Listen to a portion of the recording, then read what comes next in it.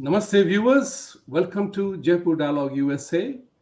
Our show today will talk about the midterm elections. And before I say anything else, I want to read a statement made by Newt Gingrich, who I admire a lot because he's a deep thinker, has been a Speaker of the House, and I respect his analysis.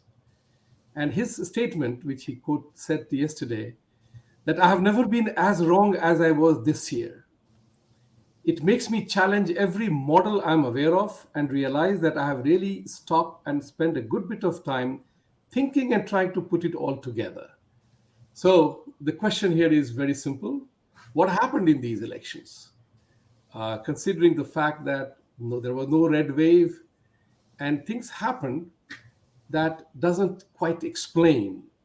Mr. Gingrich also said that all said and done, we have Republicans received more, approximately between 5 to 6 million additional votes, but that did not translate into number of seats. So even as of now, as we speak, the House, where the Republicans need 218 seats to gain a majority, they are at 211 with several seats to be counted, and the Senate is also hanging in balance. That said, I have great pleasure introducing two of my priceless guests. Puneet Sahani ji is known to Jaipur Dialogue audience. He has been very vocal, very studied, research that he has brought out on various issues that confuse and confound people. And I have great pleasure in welcoming Susmit Kumar ji, who is a former IAS officer. As I said, once an IAS, always an IAS. He's also a PhD. He has done two remarkable books, which I have read. One is talking about Mohandas Karamchand Gandhi ji, exposing him to the hilt. And the second one is that India is a country, not a company. So both the guests are here. So let me start with Puneet ji. All three of us are in America. So let's talk about what is your take on this election? Jai Ma Bharati Vibhuti ji, thank you for inviting me. Actually, yeah, I was in the position of Newt Gingrich as well. So I give you, I live in New York City, right?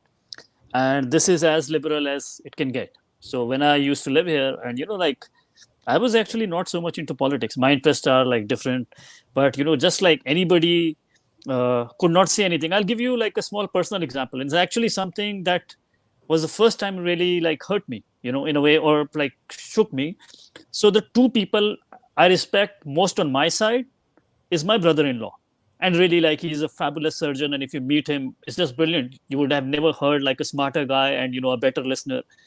And the person I respect most on my wife's family is my father-in-law. He's like an IITian, he's pretty old, but still an entrepreneur, writes papers and researches. But, they were just so much into this politics and this propaganda against CNN. So when I was having, just discussing and, America all became politics, I'm talking about 2020 election. And I just said, I don't understand everything. This American political system is also different from Indian. But I understand two things very well. One is the economy and one is foreign policy in terms of war. And I just said Trump has done very well economically. He's a success. And, he's the first president in living memory who has never basically started a war. And you can't believe their reaction.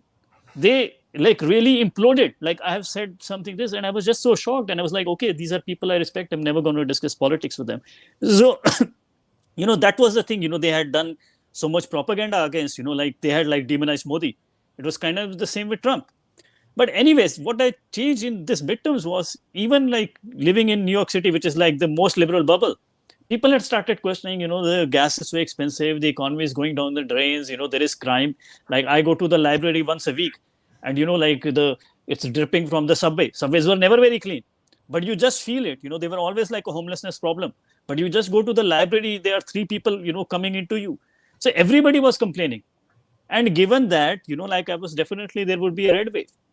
And what Newt Gingrich has also said, what they made the assumption was this pollsters, because also, this conservatives feel under attack, they have been demonized.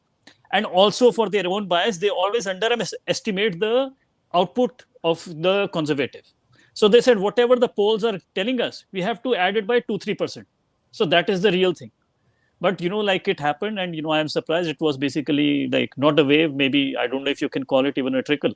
So it's like my impression is the same as Newt Gingrich. I'm actually very surprised that there was not, because they have destroyed the economy and they have destroyed the border.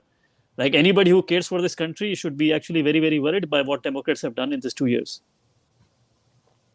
Susmit ji, your thoughts on the same question. What is In your fact, take on the midterm elections? two main factors that it didn't turn out to be the red wave were the candidates, wrong candidates, and the abortion ruling by the Supreme Court.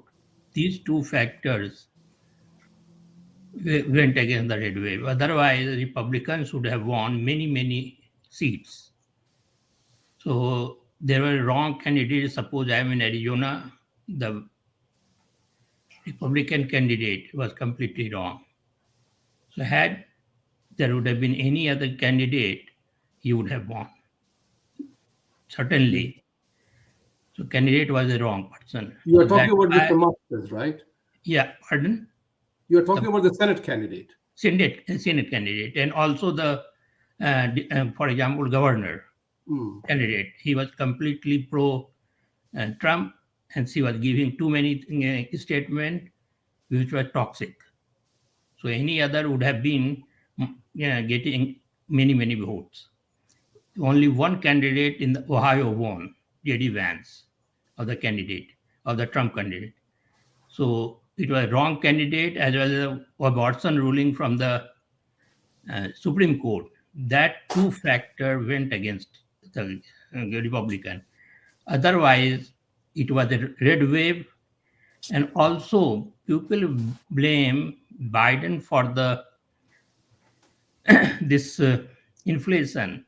So on paper, yeah, Biden needs to be blamed, but it was not Biden with the thing, because anybody who analyzes the economy, it is because of the accumulated debt, and debt has come into right now because of the tax cut which has been adding up to till now.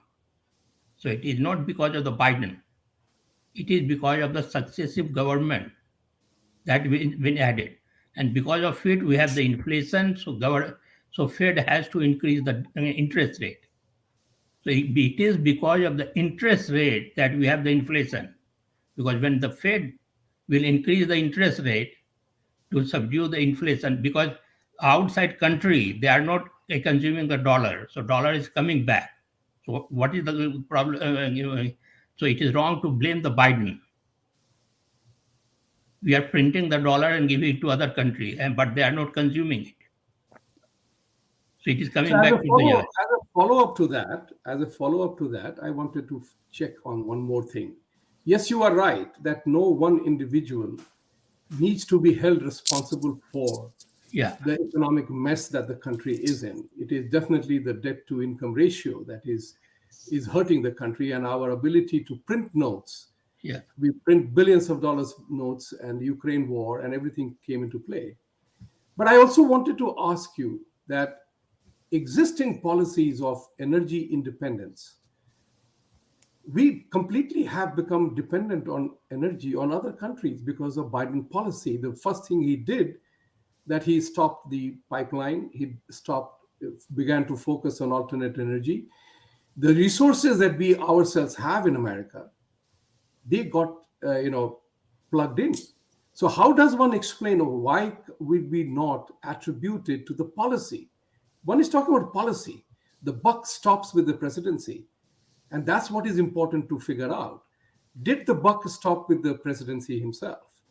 If you consider it, during the Trump era, Trump presidency, Trump increased the spending. If you spend the money, you will have, if in your house you are spending the money, your living standard will increase. So if you see, Trump increased the spending by almost 2.5 trillion. So that was behind the prosperity during the Trump. And during the Biden administration, these two that senators, one from the Arizona, another from our Virginia. They didn't. They had the veto power. They didn't go for it. So that's why we had this problem of prosperity. So that went against the Biden. So Trump Okay. prosperity was dependent on the debt. That means you are questioning the very validity of the American economic policy. Yeah, It is very valid. it is dependent on how much you can spend. That's right. Puneetji, coming to you on this, there is another element that is very important. How did all the polling went wrong? Who started this polling? Like Washington Post, New York Times, they were all talking about it. And they were also talking about Hillary Clinton winning by 95% chances of Hillary Clinton winning. So the polling industry has met with its own Waterloo, to use the proverbial language. How do you attribute that people will respond to this kind of a polling? Because everybody depends on polling. Everybody relies on polling. Vibhuti, very politely, I have Yeah. respect for your esteemed guest, but I'm a student of economics and I completely disagree with what he said. But this is a discussion not about economics. So Yeah. I'll come back to the polls. But so I just want to say, because anyway, so like the polls, the thing is, when you say about Hillary, you see like all this, there are two things. It's not just they are doing it. They're also, for example, if you say like this candidate is going to win 100%, this candidate is going to win 100%. What you're also trying to do is try to suppress the opponent vote, that the Republican thinks there is no point to vote. So it's not that the science of this polling is complete nonsense. There's actually this conspiracy to suppress your opponent's vote. I actually, have studied also statistics and this polling. It's a very, very fine science. And if you actually go back in history, but Vibhuti, I want to actually give a point. This is actually very important. You see, this US election, what you're talking about, it happened around the same time that election happened in Bihar. And you are from Bihar. Yeah. And you look at this, and of course, Bihar had greatness. Mahatma Buddha comes from there. Guru Gobind Singh comes from there. I don't want to do it. But right now, I don't know what words to use for it. It has been basically, been made into like, a dank, a dark place by this, like caste politics of Lalu and everything. At one time, it was like the greatest center, and Chandragupta Maurya was there, and Harshvardhana. So it has a great history. I don't want to, demean the place. But like when anybody comes to India, they think of Bihar as like the darkest, place where everything. You see, in India, we had this result in like 4 hours. We knew who was winning, and there was no controversy. It happened in the same time. We are a country, we also were dealing with COVID and everything. And you see happening in America. This is supposedly a first world country, and they cannot conduct their election. Just compare. Nobody has compared this. It is so fascinating and so horrifying at the same time that Bihar, elections, there is no, it was this, everybody accepted, okay, this person has won. There was no controversy. It was a clean procedure. Everything done by 12 noon. Everybody knew who is winning, and the results came. Here they don't know, the polling stopped. This happened. The rules change. We have fixed rules. What is going to happen? And it's the same thing. It's the first world country. We even till now we don't know what the results are. 70%. Like people are polling by what do you say? Like absentee ballots. Like again, this is complete nonsense. These people just don't read. They just like start acting. Nobody. Like there is a reason you have to vote on a certain date. That everybody has the same amount of time to make an individual judgment of what is happening. It's not that you start voting 1 month, back, like, what do you think? Everybody, unless, you have like a very, what do you say, serious injury or something, then you get a special provision that you will vote from home. And it's the same thing that is done in Europe. Have you seen in Europe, they also fight this in France, in Germany, that they can't decide the election, or that the election result will come, like after 1 week or something like that. Even Brazil is better. And, but again, it's just become so politicized that you can't have a discussion about it. And, these people are shameless. Like, of course, what is the purpose of the election if you don't know what is the election at the election night? That's a very valid point. And, Susmitji, about the US economic policy, we will have a separate session on that, because that merits more than an hour of discussion, because we live in the US, we are part of the US prosperity. And it's important for us to ensure that our prosperity doesn't suffer because of some political decisions that we take from time to time. But Puneetji referred to Bihar. You are from Bihar too. But this is a very valid question. Still, vote counting is going on. Look at Florida. Florida counted the votes in time, millions of votes. And we were looking at Nevada and Arizona, two tough states, two states which are critical for election. Georgia is again runoff, going for runoff. Control of Senate hinges on. How is it that a country like America, of which we are the proud citizens of, is unable to handle the vote counts? Here we are going to the moon and going to the space and doing incredible things in scientific accomplishments, but we can't count our votes, we can't protect our borders. And that is a matter of great concern. Your thoughts on that? And number one, because here voting system depends on the state, because each state had its own constitution. It is not centralized. Central government or federal government has no control over the voting. So that has to go. So in Nevada, for example, there is 100% postal voting. That's why it is taking time. They had millions and millions of votes, so that's why it is taking time to hand count. And the states where there is electronic voting, it is easy to, so they can do it in very short time. For example, in Brazil, there is 100% electronic, so they can count within hours. So we had the result that Lula won within hours. But here in Nevada, if you see, there is 100% postal thing. In Arizona, I voted postal. So that's why it is taking time. But this brings to another question. I want Puneetji to also address that, is that Democrats have been a champion of protesting about voter suppression, that Republicans cause voter suppression. All people must have a right to vote. But in New York State, for that matter, they were also talking about making voting possible by even non-citizens. Now, is somewhere along the line, the entire assertion of voting suppression is faulty? Is it an emotional surcharging? What exactly is going on? We are trying to analyze this, no complaints, but we have to observe as critical thinkers. Is this okay? Where exactly are we heading towards? Puniji? So I also want to add to what Sir said. Like the thing is, Vibhuti, correct me if I'm wrong, because you are you are living here, US for longer, and you have been through many elections. The thing, that is right, that America has, like every state has its own, voting rules. But I don't think this used to be the case, like you're getting days after. They still tabulated the same day. You got the results and something like that. And it's not just about the electronic voting machine. Like, I don't know about Brazil, but, I lived for a very long time in Europe. In Europe, they have paper ballot. And they have the same thing, if you are sick or something, then you get an absentee ballot and then you file it. But, you get the result the same day. Now, what you're talking about, voter suppression, Vibhuti, I want to actually say it's, the two things that happened. And again, that really alarmed me. Like by Facebook, I'm saying, I'm not talking about me, but I know people who just live in New York. They keep, okay, go and get your vote, when this 2020 election was happening. They just just press the button and get your vote and get vote at home and, vote in time. And they had no check. That person was not even the citizen. And the Facebook was bombarding him again and again to get a ballot. And that person could, like he said, no, he couldn't remove this ad from his Facebook. I have seen it with my own eyes. I'm not saying, I'm not talking about hearsay.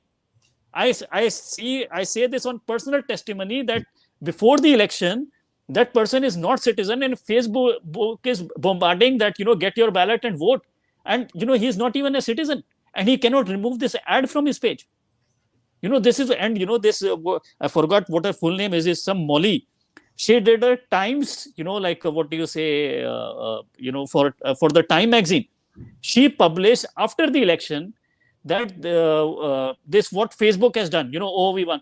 And she details in that 400 billion, like people don't understand, like Pakistan goes to the world, it is a country of 180, I don't know, 200 million people. Pakistan is begging everywhere for 2 billion. I'm saying 400 billion of Mark Zuckerberg's personal money. He has basically gone for this, like again, like to get the votes. And he is not just saying universally, okay, if he's doing universally, everybody should go out and vote, that is good thing. He basically went to the counties or something where there was neck and neck battle. And he was like, I'm going to direct this thing that, the Democrats won. So he's basically interfering in the, elections. And what I am saying, actually, it's a very, I would have never said on this thing. Now Elon Musk has come. Maybe I say it on Twitter because you said they would immediately ban you. These people are mafia, all this like big tech. You can't even say anything, like now it's like if they ban you from Twitter, Facebook, it's like as good as your communication is gone. But this is what these thugs have done. And how is that fair by any stretch of imagination? Anybody who has a conscience and reason, how can it justify what they have done? Yeah, there is a book written by somebody, The Tyranny of Big Tech, and that's very important. Even Elon Musk, whose name you brought in, Elon Musk look at the politics part of it. Elon Musk openly said on his own Twitter that, for checks and balance and, for control of things, the Congress must be Republican. That's the only way to have a check and balance. But now President Biden, prior to his China trip and Southeast Asian trip, he said that his overseas businesses need to be looked into. That almost amounts to Twitter was all fine until a few months ago. Now they are going after him. Susmit ji, you are a student of politics. You are from Bihar. You have seen the politics play in its good and bad and dirtiest of ways. Do you think that somewhere along the line, the ideological frame of reference of democracy in America is changing?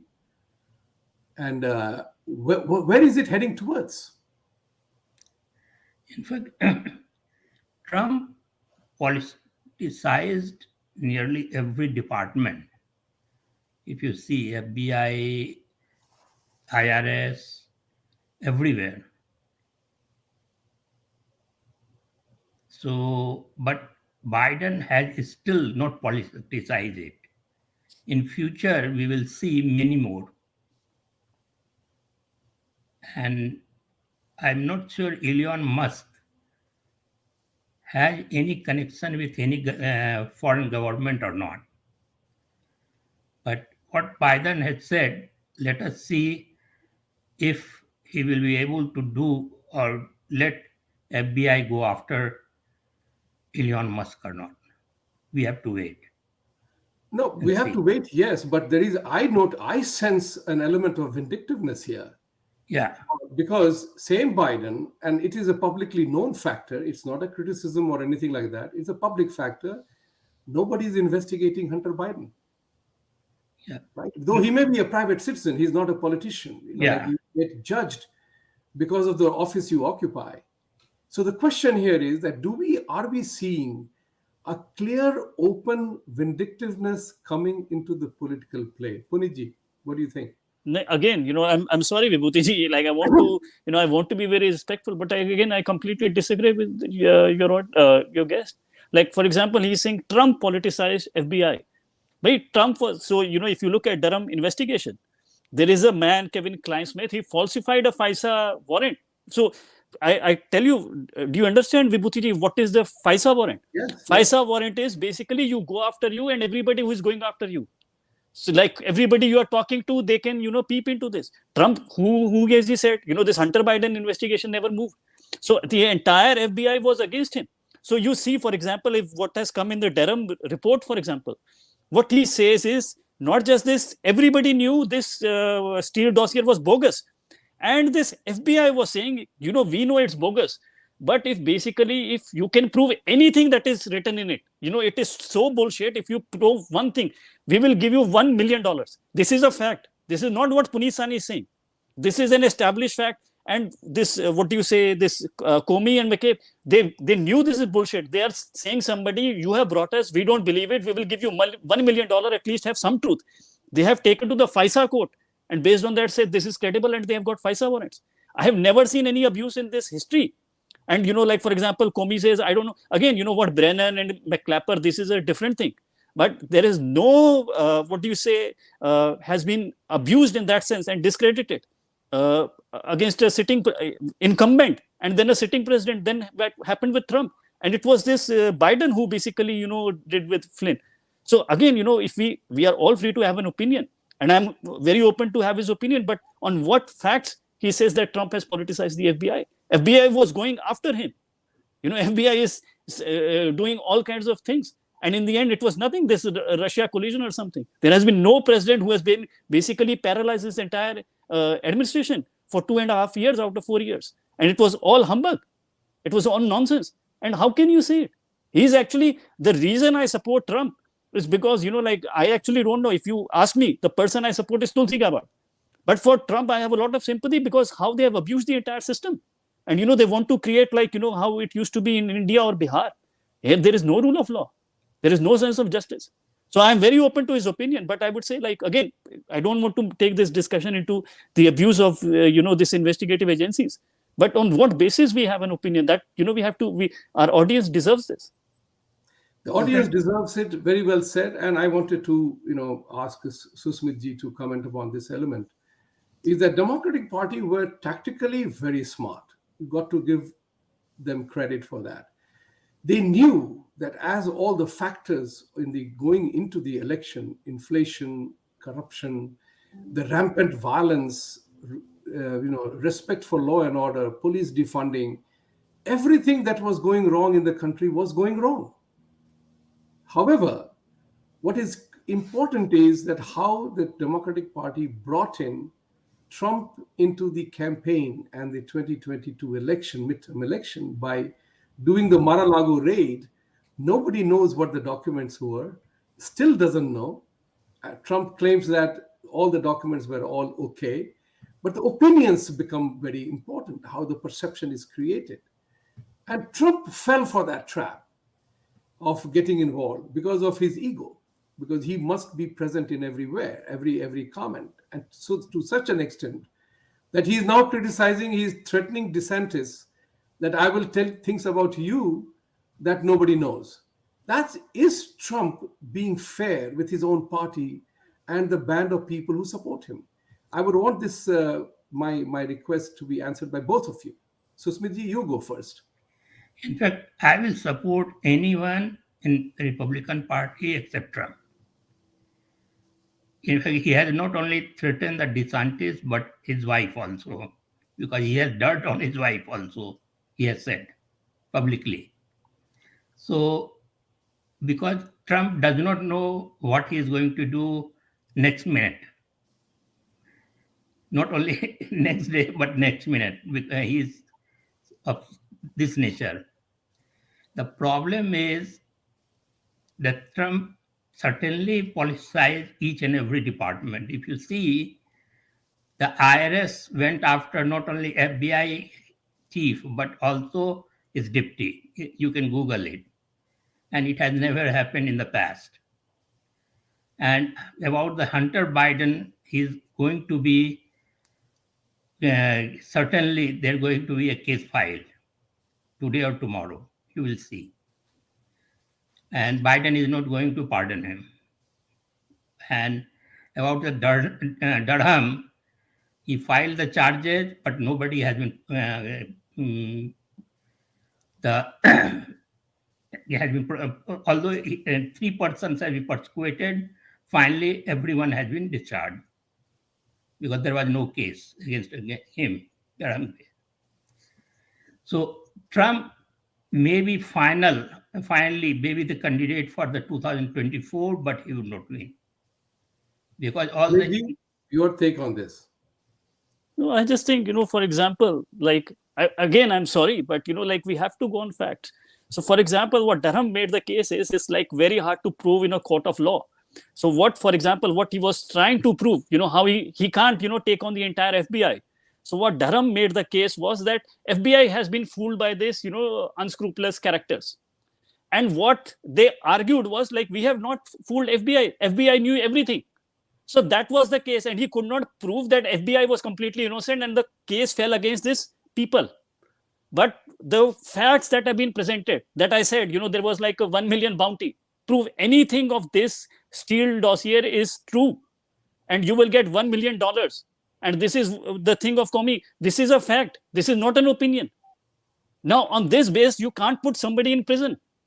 But this is a fact. But again, I'm not saying I'm free from biases. But what I'm saying this was an established, court of law this is a fact.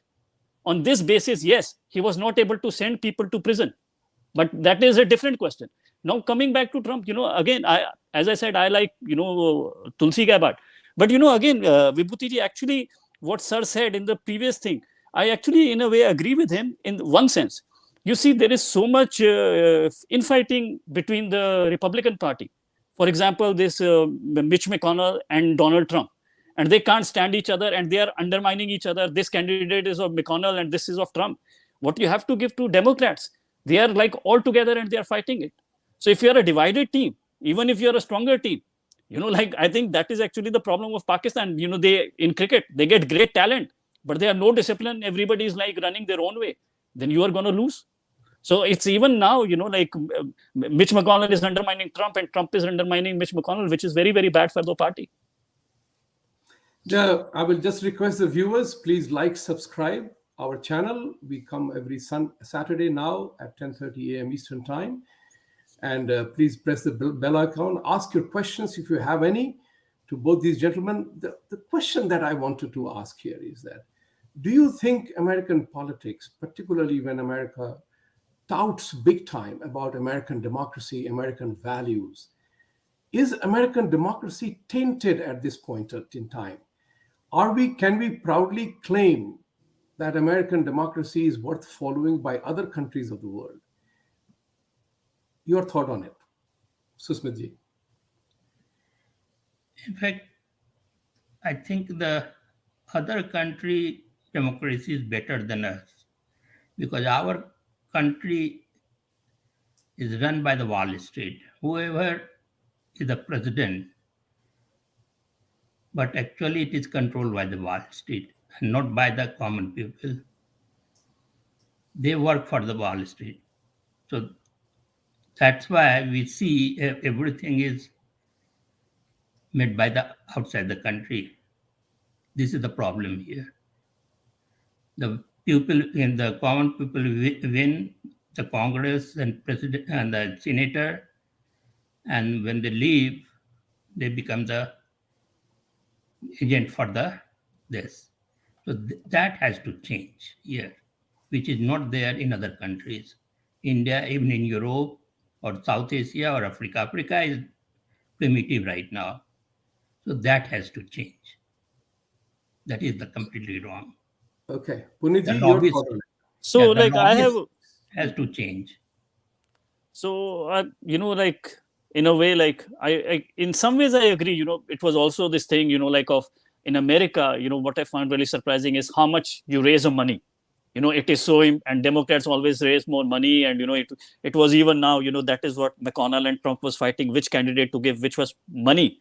And, that actually is not just like something in the air. We actually have data that how much money you raise and spend on the campaign is very determinative of who wins in a thing. Not always. For example, Hillary Clinton spent more than 3 times Trump and she still lost. But again, so that is this, the money matters. But I am actually, maybe you can say like I'm first generation immigrant, so that I'm very inspired and, but I'm very inspired by the American democracy. See, Vibhuti, I tell you, I spent a lot of time in Germany. Okay?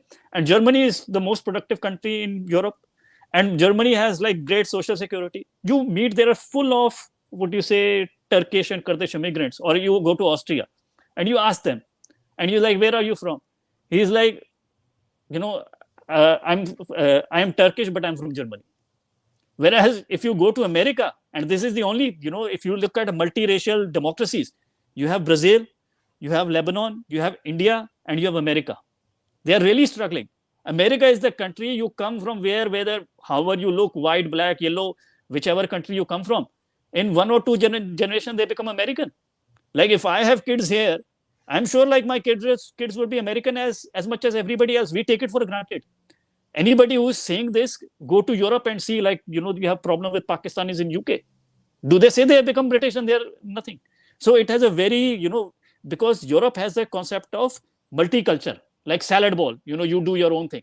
America has this beautiful concept of melting pot. We all merge into each other and become American. And again, you see, like for example, I have studied this economy. When they started opening up the country, like everybody think it used to be 90% or more white, this country. And now you see like 20-30% Hispanics have come. And still this country, there are no white or Hispanic facts, and there is still like very good integration.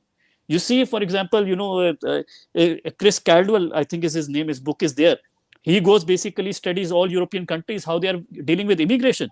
So whether it's France, which is dealing with Algerian immigrant, whether it's Netherlands dealing with Morocco immigrants, and the British dealing with Pakistani immigrants, they can't absorb them, they can't make them Dutch. But to become American is actually very easy, and this is the greatness of this land. That is what I believe. No. America is a great country, no doubt about No, that. it is a function of its democracy. Yeah. What I'm saying is that like, for example, state laws. Election is a national matter, right? And there are state elections. Is it wise to have separate principles governing each state laws? And it creates a confusion of its own. There is no unity of purpose then. Vote counting itself, each state has its own requirement. Some people say that these absentee ballots need not be verified. How can you not verify that? How can you not issue a voter ID? So if we come from India, so we know that India issued voter IDs to more than 700 million voters to protect the voter integrity and the election integrity. Whereas we in our country here, we are not able to protect the voter identity in the name of voter suppression. What kind of politics is that? Susmitji, your thought on that? Yeah, here they should have the voter ID, and also it should be the system should be the same. And the one very, very negative point is the gerrymandering, that they should not have the gerrymandering, especially in the congressional election. Almost 90% seats are predetermined that who is going to win. Only 10 to 12 or 15% seats are, you can say that they do not know who is going to win. This is the problem here. It is not as the democracy. No, actually, what I already said, this voting, we should get the results like on the same day, right? Yes. That is certainly, and this is a disgrace that this is not happening. So what you're saying, like, we have to get one law, that takes 50 laws, and everybody, how it is built in the constitution, that will take so much more effort to do it. I have not studied this issue in detail to have like an informed opinion, but I'm just saying this used to be the Vibhuti ji and Mr. Kumar can correct me if I'm wrong. This actually used to be the case, like till a few elections back, that you get the result on the same day, was it not? Like, why they have changed it? We have to get it back to that. We have to get it back to that. Because the reason is that, unlike India became country from the top. Britishers left us, so it came from the top. And here in US, that they became united state by state, and they formed the federal government. That's why each state has its own constitution. This is the difference. No, they can have their different. Sorry, go ahead. Coming back to another issue here is that's something which is remarkably important as Indian Americans. I want to know your thoughts on this matter, Indian Americans. Why are majority of Indians Democrats, particularly when essentially deep down we are conservative people? We are not the liberal Democrats as the political system goes. Why are Indians, so many of them, Democrats? Puneet, your say on this. No, Vibhuti ji, actually you have asked a very interesting question. And on this, actually I wanted to say this to, like what I started in the very beginning to my brother-in-law and my father-in-law. But I didn't say because, I didn't, like we have agreed never to discuss politics. When I said this, they always started shouting, Trump is racist, fala. And I just said, you wait. Like what he's talking about, That is, rule of law. You are living in very fancy districts. For you, it doesn't matter. Like, law is an abstraction. But like a person who is living in a, blue collar neighborhood, if somebody steals $20 for him, his life is, really affected. So what I was saying, you watch me. Immigrants are going to be like the biggest voters. And this is actually the result. If somebody looks at 2020 election, you would be surprised, Vibhuti ji. Maybe, you have already analyzed how we have the data of how people have voted only for the last 60 years, from 1960. Before that, we don't have the data of this, demographic wise. Of all demographic wise, Trump has the highest vote of minorities, whether it is the gays, whether it's Indian American, whether it's Pakistani American, whether it's Afro Americans. So of course, he was starting from a very low base. Like if you look at after Afro Americans, the Indian Americans, skew most towards the Democrats. If they are voting 90% Democrats for generations, they are not going to vote 90% Republican overnight. But you see the change he has done. So he has gotten more votes from minority as a Republican than no Republican candidate since we have the data, not even Ronald Reagan. This is actually one of the results of 2020 election. I don't know how many people have given attention to this. Right. Susmit ji, your thoughts on that? Yeah, because Republicans are generally against immigrants. So that is the reason that generally Indian Americans are Democrats. They are for this wall on the borders. So this Bible, God, etc. So that is the reason that I'm part of Republican Party, and I contested the election for that. Today's conversation is not about me, but not about you. I'm telling you, the Republican Party is not anti-immigrants. That statement of yours is rather unfortunate because I'm part of the party. They chose me as a candidate. They had 6 candidates for the assembly elections who were non-white. Yeah. 3 women, 2 women, a black guy, an Indian guy like me. There was a Pakistani guy, Amir. We were all part of Republican Party. Now you can say that they were playing politics, but hey, that's what it is. Yeah. This is not politics. They chose candidates also who were belonging to different categories of people. So I do not think Republican Party is anti-immigrant, not at all. On the contrary, I feel, as I realized, I learned a lot in this, is that they say, come to America, work hard, be successful. Yeah. Democratic Party panders to the vote banks. They say, don't worry, we will take care of you. So they seem sympathetic on the emotional count, but not in reality. Nobody comes to America to remain poor at all. They all want to work hard, but Democrats attack wealth generation. Puneet, you were looking to say something. Go ahead. Yeah, Vibhuti, see, like people who are born here, America, they vote Republican, Democrat for us. For people like us, we have voted with our feet to be in America, right? And when we have come here, we have left our homes, have come here, we have come here not just because some things are right here. What things are right here, we have a greater appreciation of them than the Americans, which is basically free market, meritocracy, like this nonsense quota politics or something like that. And again, we are always the big victim. So you see, Tulsi Gabbard is so meritocratic. They changed the rules and something and kicked her out. And they said, look at this Kamala Harris. She is the representative of Asian American, and she's such a disgrace. That woman has no intelligence. She cannot speak on anything. She just starts cackling on anything. I hope she doesn't go to any funeral or something because she doesn't have any answer but to cackle. So how is she representative? This is exactly what, in India they do. Okay, this is your caste leader. We have made it. They do this gimmickry. So when Indians like us come, we appreciate, okay, we want rule of law. We have had enough of this chaos. We want rule of law. We don't want this Antifa in the street. We want meritocracy. Somebody like this, what do you say? It's not just my opinion. If somebody takes offense to that, Kamala Harris got 0 delegates among the Democrats.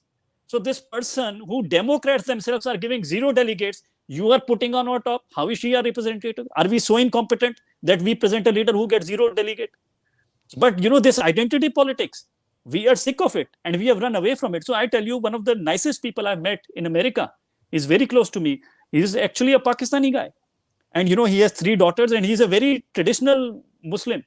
and he homeschools his daughter and something. And I am telling you, like, I didn't ask, but just like discussion, I don't, politics and religion is not something you go deeper into with friends, but I'm 100% sure him and his friends have voted for Trump, because they're like, because he said things to me like, I live in Seattle and these Democrats are making it like Pakistan. They have made it chaos, and like, what do you say, autonomous zone or something, and anybody can do anything.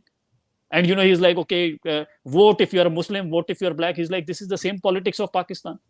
I want to vote whoever I want to vote, who is a competent person. I don't want this nonsense. So actually, immigrants like us have a better appreciation why America is successful, and we don't want them to take us to the politics of India that we escape. That's very, very important. Susmitji, I wanted to ask you something, since you seem to be on the Democratic side or anti-Trump side. That is perfectly fine. You are definitely entitled to your own points of view, but share with us your perspective, because you are a very learned man. Is Democratic Party playing the pandering and appeasement politics that we have seen in India, which has been the cause of India's lack of progress?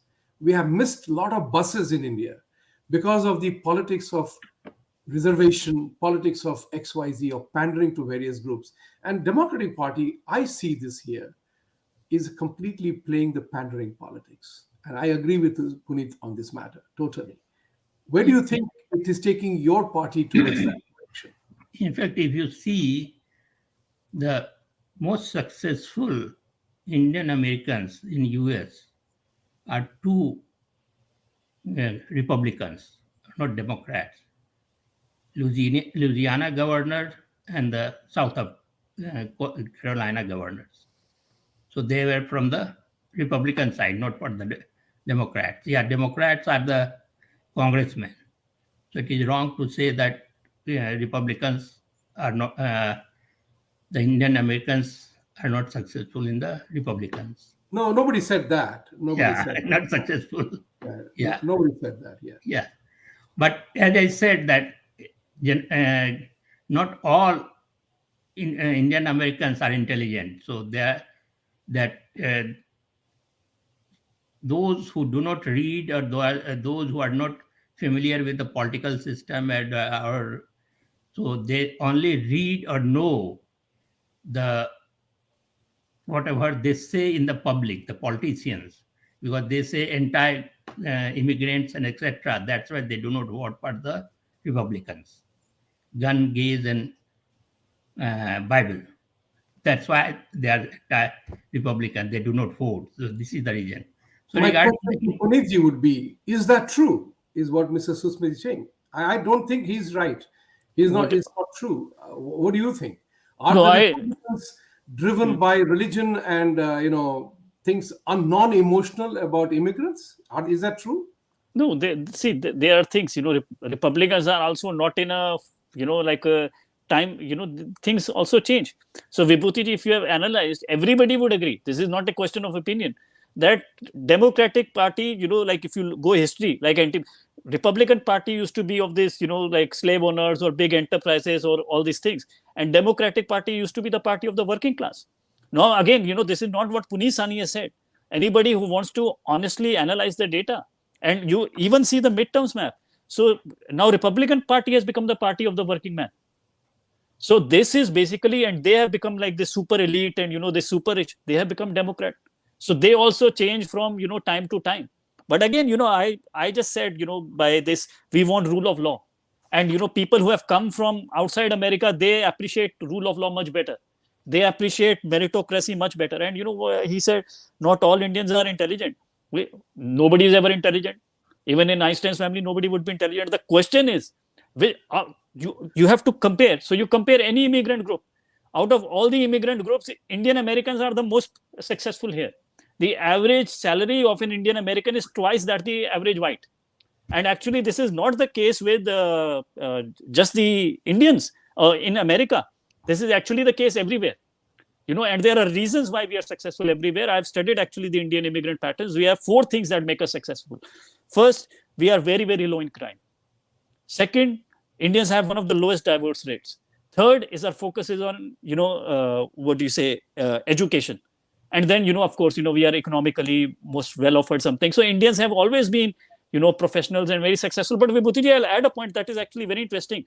Again, to show like the accepting power of America, you compare the Pakistanis here and you compare the Pakistanis in Britain. So in Britain, they are like extremely disproportionately represented in prison. They are doing very, very poorly compared to the average white person. But in America, it's not the case. In America, they are not in high. In America, they are actually doing better than the average white here. So even the Pakistanis, they here in India, in America, they appreciate and they have integrated and they have become Americans. But the Pakistanis in Britain, they have remained Pakistanis, and they are actually really struggling there. So again, that was kind of answers the previous question. And I think that is the greatness of American democracy and American nation, that everybody is successful here, and the white people also don't look at it as resentment. So the Indians are mere 1%. What was the problem of the Jews? The problem of the Jews everywhere was, they were a very small thing and very successful. But it is the greatness of America. If you become successful, they say good for you. They take inspiration from that. Otherwise, we are the Jews of here. We are only 1%, but we have the richest group. But people take inspiration from us, which is very good. And it is good, that we maintain this American mindset of, if you are successful, don't resent it, but try to become like that. This is actually not a usual thing. If you go around the world, people see more successful people than you, they resent it. In America, they celebrate it. Indians and Pakistanis are very successful because we were not allowed to be here till 1960s. That's why after 1960s, they allowed immigrants from India and Pakistan based on the intelligence. That is the reason. No, again, Kumarji, again, we can go, this is not the thing. If you look the first immigrants that come to America, you are partially right. But actually, they are the Sikh farmers that go to California. And they were limited amount. Okay, not many. Okay, fine. But I am just saying, if you see, they were blue-collar workers. If you look, the Japanese who came here, you can't imagine what they were doing. They were farmers. They were not the super successful. I think Japanese are this. But the greatness of America is after 2 generations, they became. Because the cultural values of family or something. So right now, the children of the people who came in 60s are not necessarily more successful than the children of the farmers. So, they have integrated. That's what I'm saying. So it takes 1 or 2 generations, but then, if you have the right values of education, of getting married and not divorcing, and not getting into crime, the, sky is the limit for you in America. I want to spend the remaining few minutes on the role of media, in American politics and American way of life. How do you see the impact of media, where what is happening is that people sitting in the headquarters of Washington Post or New York Times or Google or Facebook, they begin to peddle a particular thought, and the average Joe gets brainwashed. Is that good for the country? Or how is the media playing out? We know about the tyranny of big tech. Even Facebook, Zuckerberg, in a congressional hearing or a public statement TV interview, he said that certain things the FBI told them were Russian collusion statements, which was not true. Brings it a very interesting part. Where exactly does media stand here? How is truth a victim today? I find truth, in my opinion, truth becomes a victim in a political dialogue. Nobody wants to face truth because truth is hurtful. It can be brutally honest, and people are not willing to face the truth. Unless and until we face the truth, square up, we can't solve the problems. Think about it like this. Our war on drugs is still going on. War on terrorism is still going on. Comprehensive immigration reform is still thousands of miles away, if not dozens of years away. And like that, there are so many issues not resolved or unattended to because we are not addressing a tough question. Your take, and then Puneet. Yeah, one thing is certain that except the Fox News, nearly all others are somewhat anti-Republican. I will agree with it. And how much the media and the social network influence, I will give you one example. Mhm. Till 5, 6 months ago, the US Department of State and our Secretary of State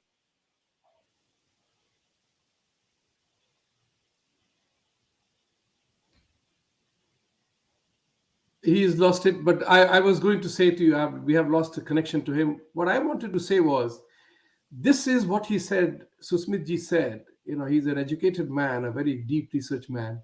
He immediately talked about Fox News. But nobody talks about ABC, CBS, NBC, MSNBC, CNBC, CNN, PBS. Everybody is pro Democratic Party, right? But one Fox gets attacked as if they are the evil on the planet Earth.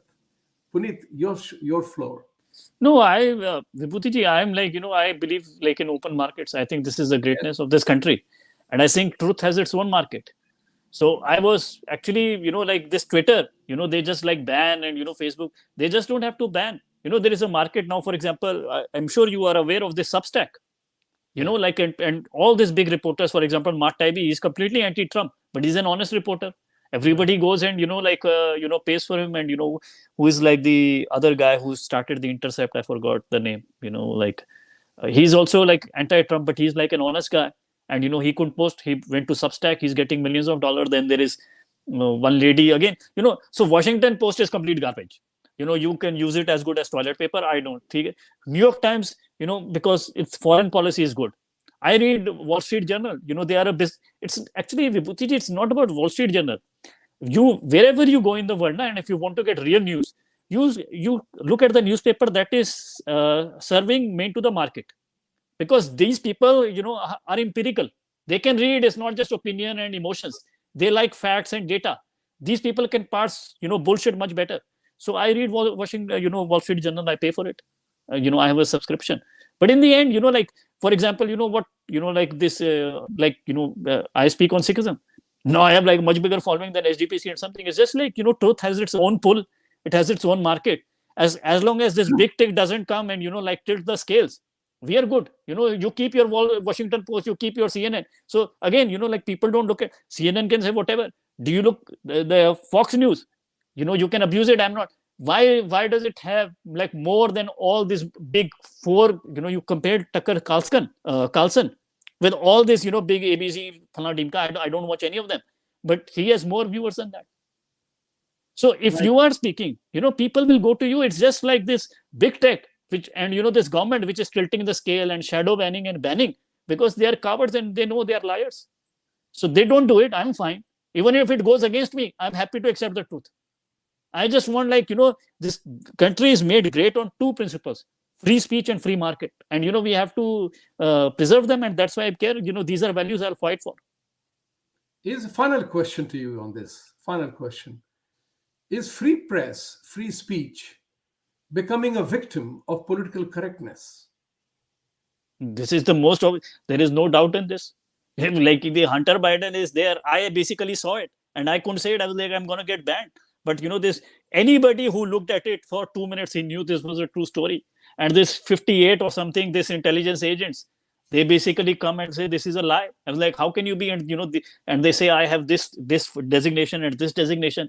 And anybody, Vibhuti ji, we are so disparaging of, like, I meet, I talk to everybody, from a driver to cleaner, to sweeper. These people have so much practical wisdom that these woke idiots don't have. You show it to anybody, I will show it to my super, he will say this is real. There is no doubt about it.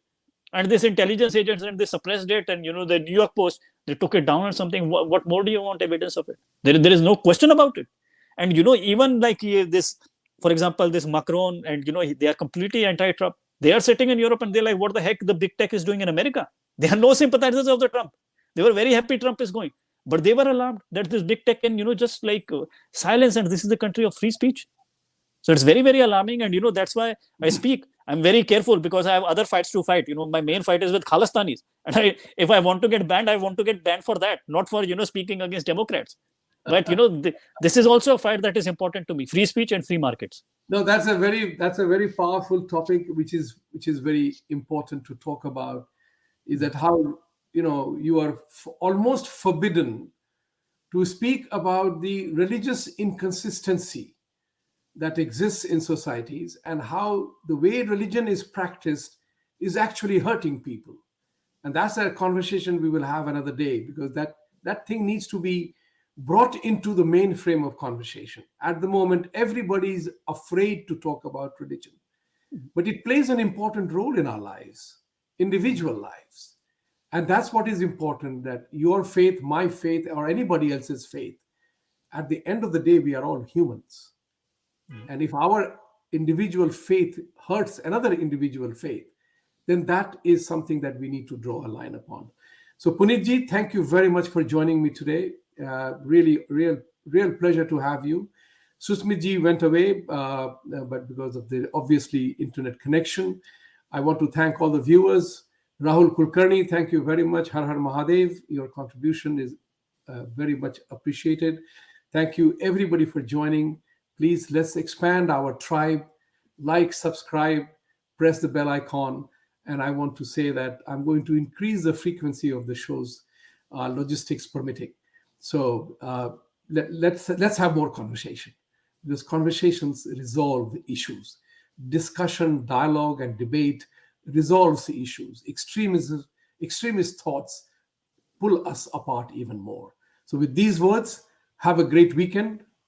And Satyamev Jayate is my favorite call. Truth must triumph. Thank you, Jai Puneet ji, for being here. Jai Ma Bharti. Thank you.